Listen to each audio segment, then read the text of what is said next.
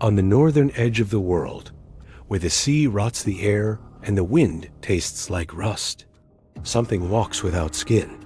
The fishing village of Orkney begins to rot. Livestock die overnight. Crops blacken.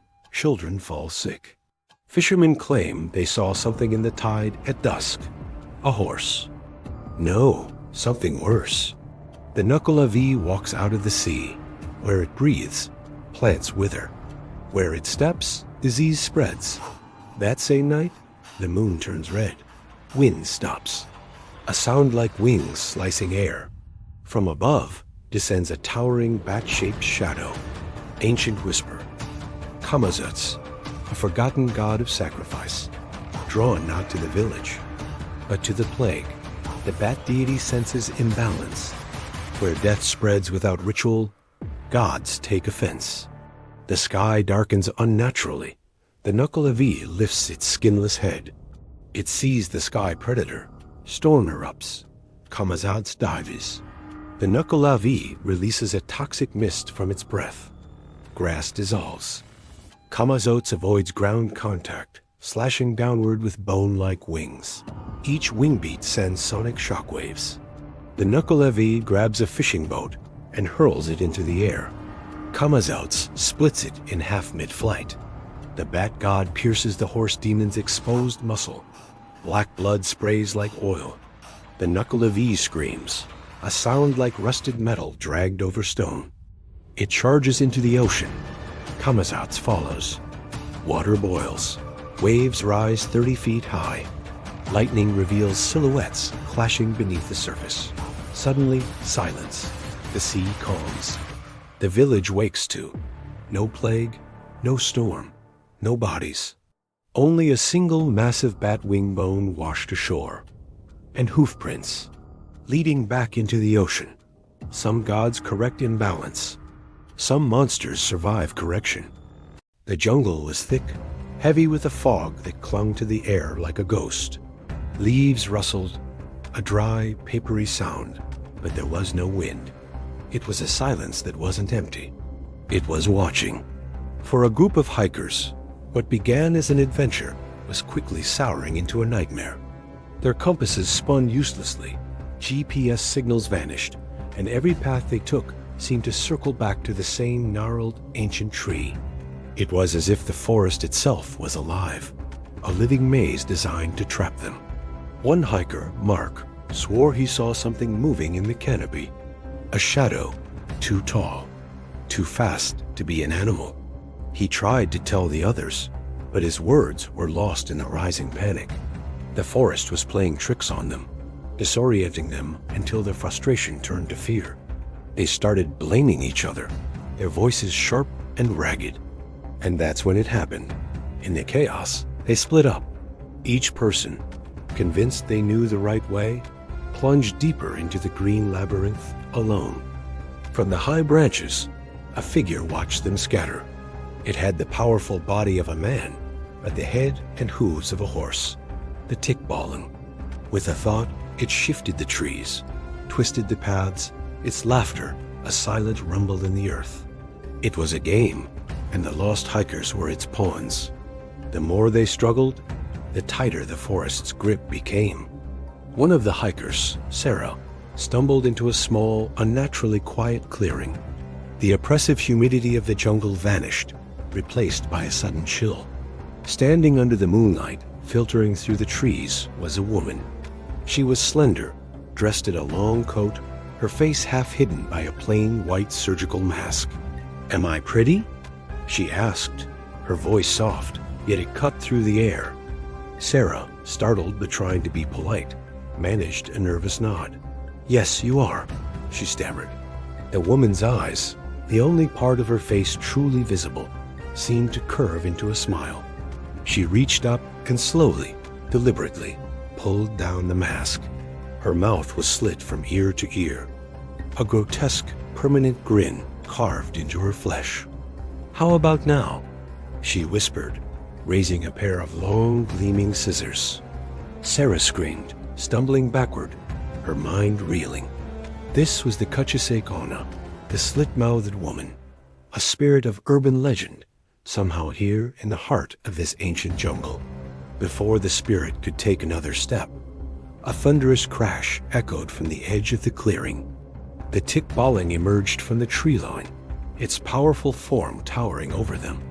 It stomped a hoof, the ground shaking as if from an earthquake. The air crackled with tension as the two supernatural beings faced each other. The Kachase hissed, her horrifying grin seeming to widen, while the Tikbaling let out a challenging snort, its eyes glowing with an otherworldly light. The lost hiker was forgotten. A new, more terrifying conflict was about to begin. The battle exploded without warning. The Tikbaling was a force of nature, a primordial guardian of the forest. It stomped its hooves, and thorny vines erupted from the ground, thick as pythons, lashing out at the Kachase.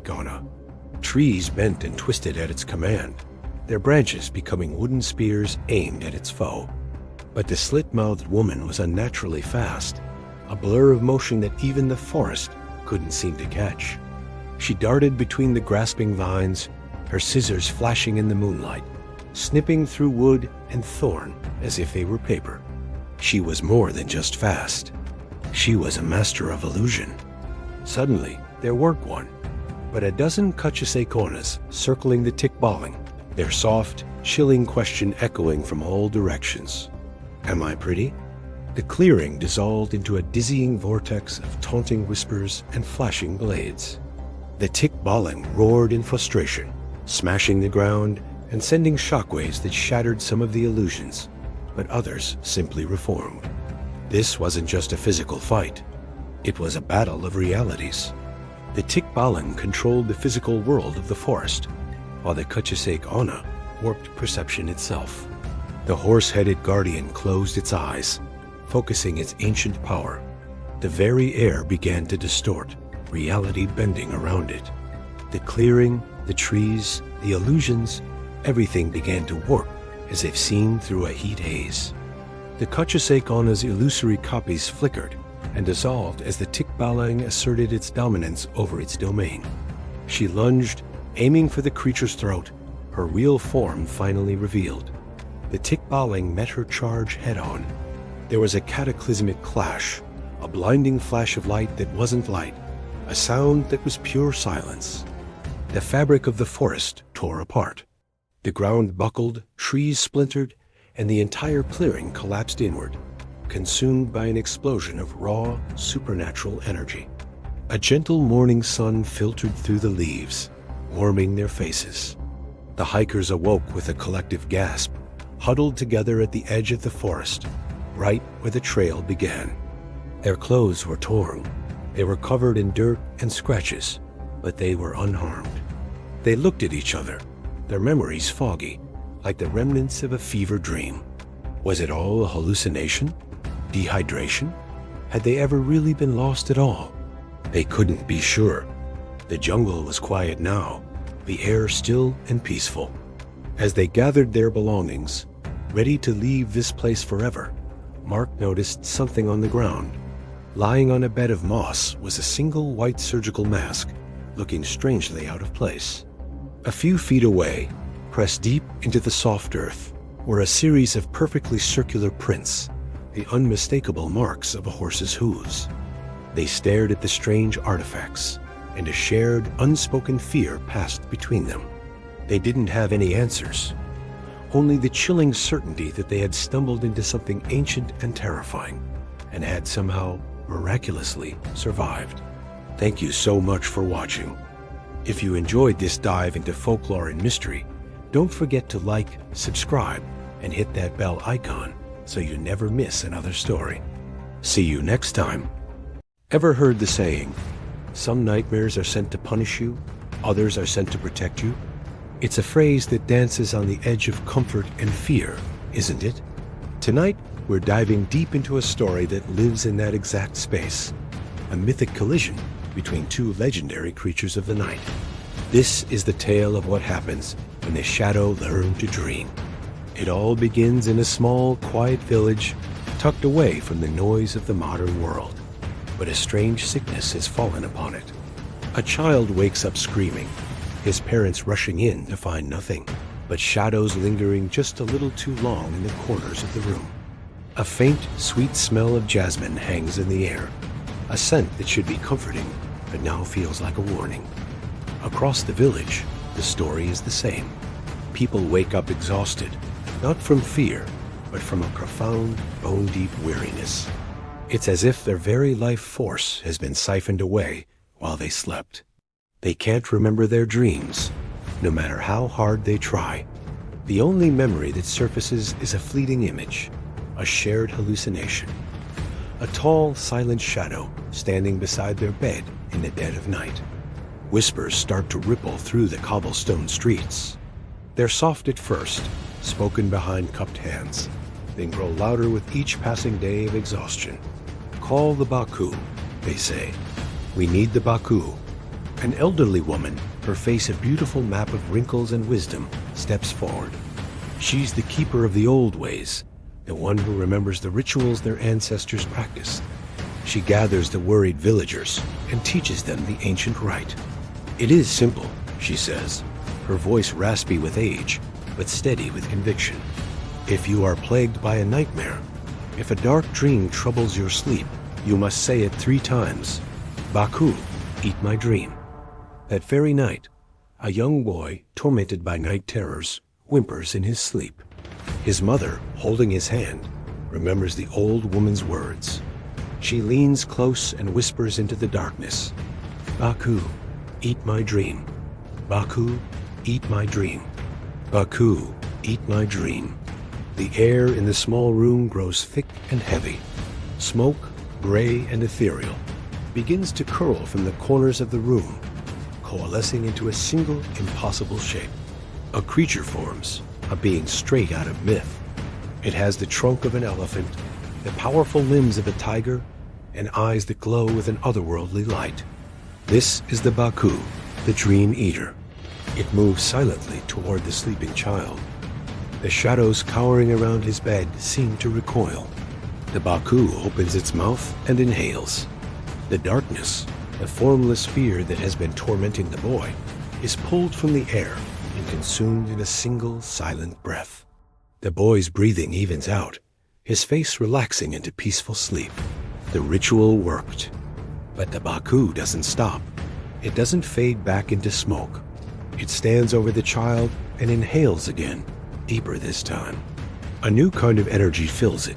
Memories, not of dreams, but of waking life, flicker in its glowing eyes. It tastes something more potent than a simple nightmare. It tastes grief, the deep, lingering sorrow of a family's loss from years ago. The Baku has found a richer meal than mere bad dreams. It has developed a taste for real human pain. Meanwhile, just outside the village, where the manicured gardens give way to the wild jungle, the banana trees sway without a breeze. From the impenetrable darkness between the trunks, a figure steps into the faint moonlight. A woman, pale as bone, dressed in a simple white gown.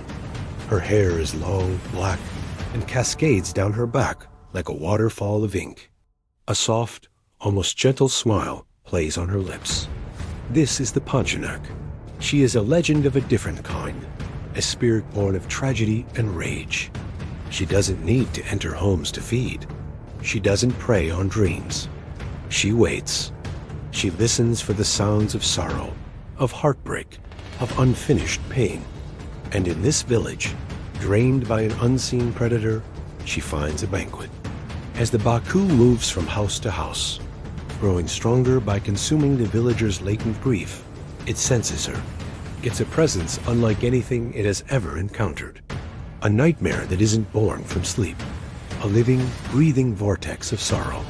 The Baku, the eater of fears, has just met fear's creator. Suddenly, a scream pierces the night. It's not a scream of terror, but one of pure, unadulterated rage. It shatters the silence, and then it shatters glass. Windows in every home explode outwards. The Pontianak is floating above the rooftops now, her long hair whipping around her like smoke in a hurricane. In response, the Baku emerges, phasing right through the wall of a bedroom. It stands in the middle of the street, larger now, its form more solid. Two ancient predators of the unseen world finally face each other.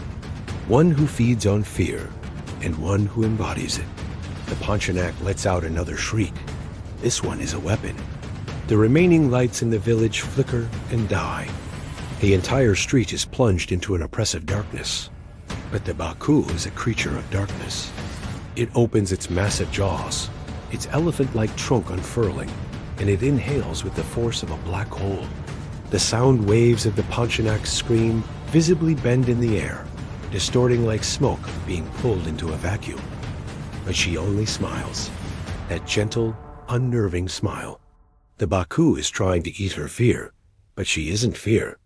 She is rage, and rage cannot be consumed. In the blink of an eye, she phases through the solid wall of a nearby house, reappearing directly behind the Baku.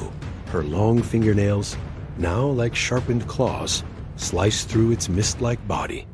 The attack should have passed right through it. Instead, the Baku roars, a sound that shakes the very foundations of the village. It solidifies, its form becoming as dense as ancient stone. It's not just a dream eater anymore. It's an ancient, powerful entity, angered and challenged. It turns, attempting to consume her shadow, to pull her very essence into its gullet. But as it does, she multiplies. Her reflection appears in every shard of broken glass littering the street. 100 Pontianaks, all with the same cold smile, surround the Baku. The night begins to warp. The boundary between the dream world and reality shatters completely. Dreams spill out into the waking world. Beds float out of broken windows. Children levitate silently above the street, still fast asleep. The sky itself turns a terrifying shade of crimson, as if the world is bleeding. The Baku grows even larger, bloated and monstrous from all the nightmares it has gorged upon. It is a terrifying sight, a living embodiment of every fear it has ever swallowed. With a final, earth-shaking roar, it lunges, its jaws wide enough to swallow a house. And the Pontianak, with that same serene smile, lets herself be swallowed. For a moment, there is absolute silence. The floating beds drift slowly to the ground. The crimson sky fades. It seems the Dream Eater has won. But then, a tremor. The Baku convulses violently. Her scream, muffled and distorted, echoes from deep within its massive body. It's a sound of pure, indigestible vengeance. Cracks of light begin to form across the Baku's shadowy form, spreading like lightning. This creature can digest fear, sorrow, and despair, but it cannot digest rage. It cannot process a mother's eternal vengeance. With a final silent implosion, the Baku explodes. It doesn't make a sound. It simply bursts into a million fragments of smoke and shadow, which quickly dissipate into the night. The Pontianak reforms in midair, where the Baku once stood. The rage is gone from her eyes, replaced by a deep exhaustion. She looks weaker, translucent. Just then, the first rays of dawn crest the horizon. The sunlight touches her skin, and she dissolves, vanishing into a gentle mist that smells faintly of jasmine. The village wakes to the sound of birdsong. The sun is shining. For the first time in weeks, they feel rested, peaceful, and for the first time in weeks, they remember their dreams. They are normal dreams of flying, of old friends, of forgotten memories. The exhaustion is gone. The shadow by the bed is gone. But the story isn't quite over. Just outside the village, hidden in the tree line, a small, harmless-looking shadow animal watches the sunrise. It's the Baku, or what's left of it. It's diminished, weakened, reduced to its original form. Not gone, not forever. It reminds us of that old saying, some nightmares are sent to protect you. The Baku came to eat the bad dreams, and in a way, it did. But it also teaches us a vital lesson. Some shadows, some griefs, some rages simply can't be swallowed. Thank you so much for joining me on this journey into myth and legend. If you enjoyed this story, don't forget to hit that like button and subscribe for more tales from the shadows. Let me know in the comments which mythological creature you'd like to see in a collision next. Until next time, sleep well, and be careful what you wish for. In the frozen wilderness, something ancient is starving, and something eternal is running out of time. The Wendigo, a curse born from cannibal hunger. Every meal makes it larger. Every step drains the land of life. Villages vanish. Animals flee. Even the trees rot from its breath. But tonight, its hunger calls something far worse. From a fracture in time itself emerges a spawn of Kronos. Not the Titan, but his echo. A creature that devours moments. Each second it consumes erases entire possibilities. Entire lives forgotten before they ever existed. The Wendigo howls. Frost spreads for miles. The Kronos spawn descends, time shattering around its form. Every step freezes history. The Wendigo lunges. Time halts. Its claws hang motionless. The spawn devours seconds, rewinding reality. The Wendigo is forced to relive every kill, every scream, every betrayal. Its mind fractures. It attacks blindly. They tear through timelines, smashing glaciers across centuries, collapsing entire historical moments. Finally, time implodes. A frozen shockwave erases existence for miles. Buried beneath the ruins, the spiral waits, and something is watching. When the death singer cries, someone is already doomed. The banshee. Her scream foretells death. No escape. No delay. Families hear her once, then never again. The Jiangshi. A corpse reanimated by stolen breath. No emotion. No fatigue. It obeys no prophecy. Only motion. Her scream fractures destiny. The Jiangshi does not stop. Each prophecy collapses against unbreakable motion. Sound waves tear mountains apart. Talismans burn. Reality shatters. Yet the Jiangshi continues forward until silence. Her scream dies. Her scream, once a harbinger of fate, now a fading echo. The Jiangshi, relentless, stands triumphant. No prophecy could halt its unyielding march. Some destinies are not foretold, but forged. Persistence, an unstoppable force. Some monsters hunt flesh, others hunt regret. La Pata Sola. She lures wanderers with beauty and removes their hearts. Desire becomes their grave. Black Annie's. She feeds on fear shaped by memory. The deeper the trauma, the sweeter the soul. They do not fight with claws. They fight with minds. Desire versus terror. Hope versus memory. Reality bends. When silence returns, bones form the spiral, and the forest refuses to grow again. Who do you think won the fight? Comments below. When gods clash, worlds tremble. Peel, fire, creation through destruction. Her anger reshapes continents. Amit, devourer of the unworthy. Judge of souls, executioner of eternity. Fire meets judgment. Wrath meets law. Each strike shakes heaven and earth. Even gods are pieces in a greater game. Who do you think won? Comments below. The spiral was never a warning. It was a signature. Nyarlathotep, the crawling chaos, the manipulator of gods. Every battle, every death, every scream was never random. Nyarlathotep rises. Reality kneels. Fear gathers. Rage ignites. Hope resists. The survivors charge, not to win, but to defy. Human belief fades, but fear remains eternal. And the experiment begins again. Would you like to have season 2? Tell us your recommendations in the comments.